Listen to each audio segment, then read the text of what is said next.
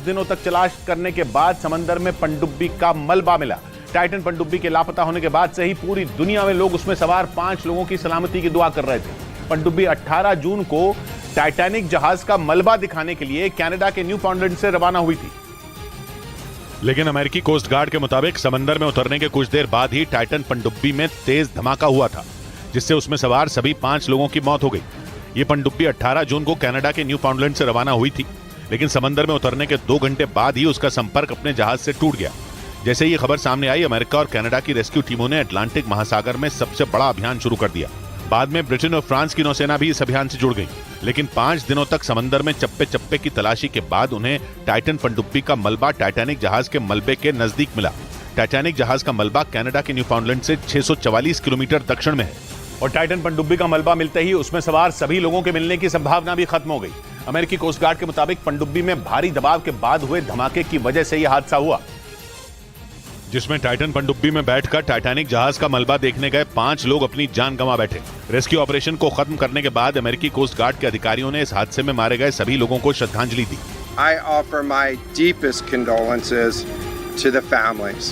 Titan पनडुब्बी में 5 लोग सवार थे, जिनमें ब्रिटेन के कारोबारी हैमिश हार्डिंग भी थे, जो एयरक्राफ्ट कंपनी एक्शन एविएशन के चेयरमैन थे। उनके साथ पाकिस्तान के सबसे अमीर कारोबारी शहजादा दाऊद और उनके बेटे सुलेमान भी इस पनडुब्बी में सवार थे।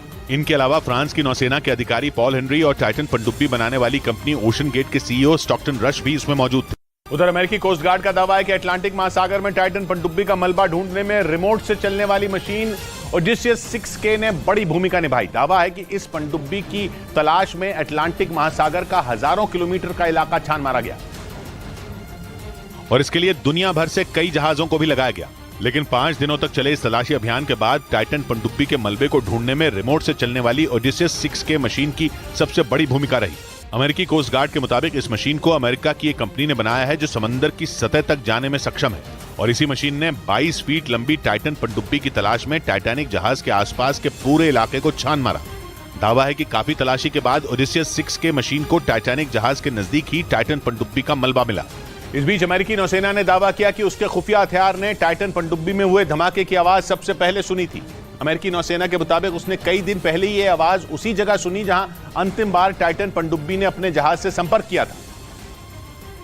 और इसके लिए अमेरिकी नौसेना ने एक ऐसे खुफिया उपकरण का इस्तेमाल किया जो समंदर की गहराइयों में किसी भी आवाज को आसानी से सुन सकता है। दावा है कि 18 जून यानी जिस दिन टाइटन पनडुब्बी 5 लोगों को लेकर टाइटैनिक जहाज का मलबा दिखाने के लिए रवाना हुई थी, उसी दिन अमेरिकी नौसेना ने अटलांटिक महासागर में धमाके की आवाज सुनी थी। लेकिन खबर है कि वो बिना सबूत किसी नतीजे पर पहुंचना नहीं चाहती थी। इसी वजह से अमेरिकी नौसेना ने ये बात छिपा कर रखी। मीडिया रिपोर्ट के मुताबिक अमेरिकी नौसेना ने जिस खुफिया उपकरण से धमाके की आवाज सुनी थी, उसका इस्तेमाल दुश्मन की पनडुब्बियों पर नजर रखने के लिए किया जाता है।